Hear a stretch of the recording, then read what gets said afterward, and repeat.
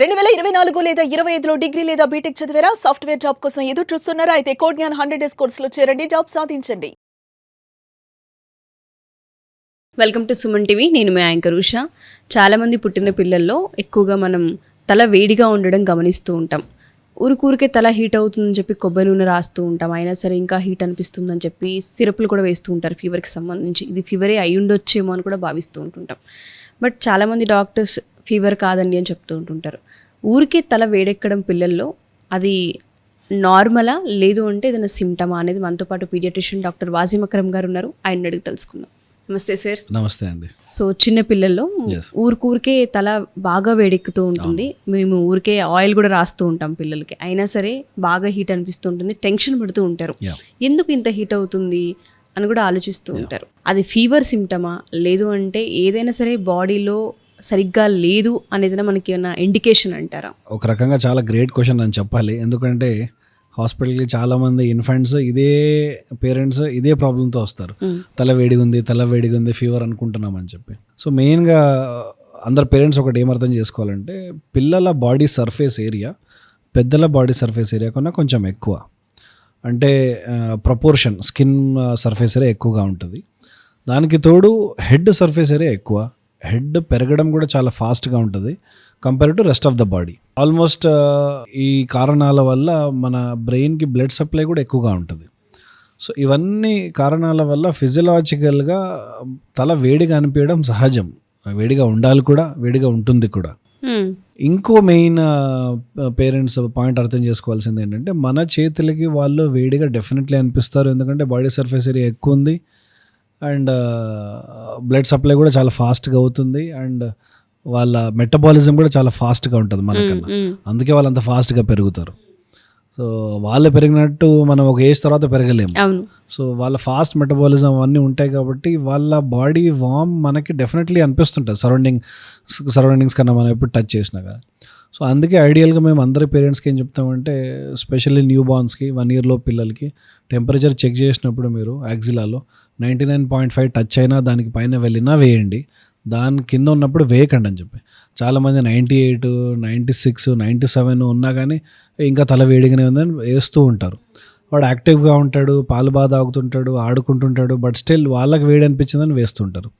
So ఇది అవసరమే లేదు. ఎందుకంటే అది unnecessary anxiety, unnecessary point for parents to worry about. So temperature చూసి స్పెషల్లీ న్యూనేట్స్కి అయితే ఒక 100 టచ్ అయితేనే వేయమంటాం. ఎందుకంటే వాళ్ళు న్యాచురల్గా ఇనీషియల్గా వేడిగానే ఉంటారు, కొంచెం వేడిగా ఉండాలి. ఓకే, మనం వేడి దగ్గర పెట్టుకొని చేస్తాము, కవర్ చేసి పెడతాము కాబట్టి డెఫినెట్లీ ఆ వామ్త్ ఉండాల్సిందే, వామ్ కేర్ చేయాల్సిందే. కాబట్టి ఒక 100 టచ్ అయ్యి 100 పైన వెళ్తేనే వేయండి. అండ్ 1 month దాటిన పిల్లలకి 99.5 వరకు టచ్ అయితే, యాక్టివ్గా లేడు, డల్ అవుతున్నాడంటే సిరప్ వేయండి అని చెప్తాము. అదర్వైజ్ వాళ్ళు ఆ టెంపరేచర్లో మనకు అలా అనిపించడం is a very normal thing. Okay, అదేమి ఇబ్బందికరమైన విషయం ఏమీ కాదు. మీరు అన్నట్టుగానే హీట్ ఎప్పుడైతే అనిపిస్తూ ఉంటుందో, వేడిగా ఎప్పుడైతే తల తగులుతూ ఉంటుందో, రిపీటెడ్గా గమనించినప్పుడు సిరప్ వేస్తూ ఉంటాం. ఈ సిరప్ని ఫీవర్ లేకుండా రిపీటెడ్గా వేయడం వల్ల ఏదైనా పిల్లలకి ఇబ్బంది వచ్చే అవకాశం ఉంటుంది అంటారా సార్? ఇప్పుడు ఒకటి ఏం అర్థం చేసుకోవాలంటే, అవసరం లేని సిరప్ అవసరం లేదు, అది అసలు అర్థం చేసుకోవాల్సిన పాయింట్. అవసరం లేనప్పుడు ఎందుకు వేయాలి? సెకండ్ ఇంపార్టెంట్ క్వశ్చన్ మీరు అడిగింది, రిపీటెడ్గా వేయడం వల్ల ఏమైనా ప్రాబ్లం అవుతుంది అని చెప్పి. సో ఎనీ డ్రగ్ మనం ఏ తీసుకున్నా కానీ దాని టాక్సిసిటీ లెవెల్, టాలరెన్స్ లెవెల్ అనేది ఉంటుంది. పారాసిటమాల్ బాడీకి హార్మ్ఫుల్లా కాదా అని అనుకుంటే definitely harmful at certain doses. మరి డోసులకు మించి, వెయిట్కి మించి ఎక్కువ డోసులు పడినప్పుడు లివర్కి డ్యామేజ్ అవ్వడం డెఫినెట్లీ అవుతుంది. సో ఊరికే రోజుకి 1-2 సార్లు మాకు భయం వేసి వేసామనంటే అవసరం లేనప్పుడు వేయాల్సిన అవసరమే లేదు. ఓకే, సో ఎక్స్ట్రాగా యాడ్ చేయాల్సిన అవసరం ఎందుకు ఉంది? సో ఆ చిన్న డోసులు లివర్ని డ్యామేజ్ చేస్తాయా చేయవా అని చెప్పి క్వశ్చన్ అడిగితే, డ్యామేజ్ చేయకపోవచ్చు, బట్ అవసరం లేనప్పుడు ఎందుకు వేస్తున్నాం? సో ఆ పద్ధతిని ఈ ఊరికే వెయ్యాలి అనే పద్ధతి మనం పెట్టుకున్నప్పుడు, మేబీ అట్ 1 point ఫీవర్ వచ్చినప్పుడు బాడీ టాలరెన్స్ పారాసిటమాల్కి ఎక్కువ పెరిగిపోవచ్చు. సో డబుల్ డోస్ వేసినా తగ్గకపోవచ్చు. ఎందుకంటే వాడికి అన్నిసార్లు వేసుకొని కొంచెం డోస్ పెంచి ఇవ్వాలి.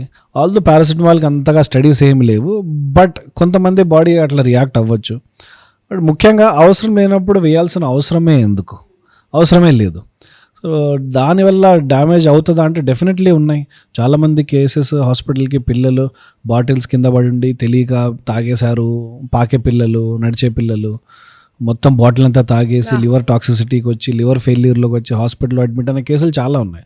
బాటిల్ మొత్తం తాగేసి పారాసెటమాల్ బిల్లలు ఏమైనా కింద పడి ఉంటే ఆ బిల్లలు మింగేసి వాళ్ళ బాడీ వెయిట్కి డోసు ఎక్స్ట్రీమ్గా తీసేసుకొని ఒకేసారి సో లివర్ పాడై ఇట్లాంటి కేసులు చాలా ఉన్నాయి. సో అవసరం లేని విషయం అవసరమే లేదు. సో టెంపరేచర్ లేనప్పుడు పారాసెటమాల్ చాలా మనమే పెద్దగయ్యాక ఆ పిల్లల పేరెంట్సే ఫీవర్ వచ్చినా కానీ వాళ్ళే టాబ్లెట్ అవాయిడ్ చేస్తారు, తగ్గిపోద్దులే ఎందుకులే అని చెప్పి. అదే ఫీవర్ వాళ్ళ పిల్లలకు వస్తే వెంటనే తగ్గిపోవాలి అంటే కొంచెం టైం ఇచ్చి అసెస్మెంట్ చేసి అనలైజ్ చేసి టెంపరేచర్ నిజంగా ఉందా లేదా, దాంతోపాటు వాడు డల్గా ఉన్నాడా లేదా, వాడికి ఆ టెంపరేచర్ వాడికి ఏమైనా ప్రాబ్లం ఇస్తుందా లేదా, ఇది అనలైజ్ చేసి అవసరమా లేదా అని మనం అర్థం చేసుకునే వెయ్యాలి. సో దానికి ముందు బ్లైండ్గా జ్వరం రాగానే వేడిగా అనిపించగానే ప్యానిక్ అయిపోయి ఏదో ఒకటి సొల్యూషన్ నేను చేసేయాలి, వీడిని సెట్ చేసేయాలి అని చెప్పి వెంటనే వేసేస్తాం కదా, అది తప్పు. ఓకే, మీరు చెప్తుంటే నాకు చాలా విషయాలు అర్థమయ్యాయి. ఫస్ట్ ఏదైతే మెడికేషన్స్ ఉంటాయో ఇంట్లో పొరపాటును కూడా పిల్లలకు అందేలా ఉంచకూడదని అర్థమవుతుంది. అండ్ రిపీటెడ్ మోడ్లో ప్రతి దానికి ఒక సిరప్ అని ఇంట్లో ఎప్పుడు మ్యాండేటరీగా కొన్ని ఉండాలి. అలా అని ఊరికే డైలీ యాక్సెసిబుల్ స్పాట్లో పెట్టకూడదు. Exactly true. Thank you sir, thank you so much.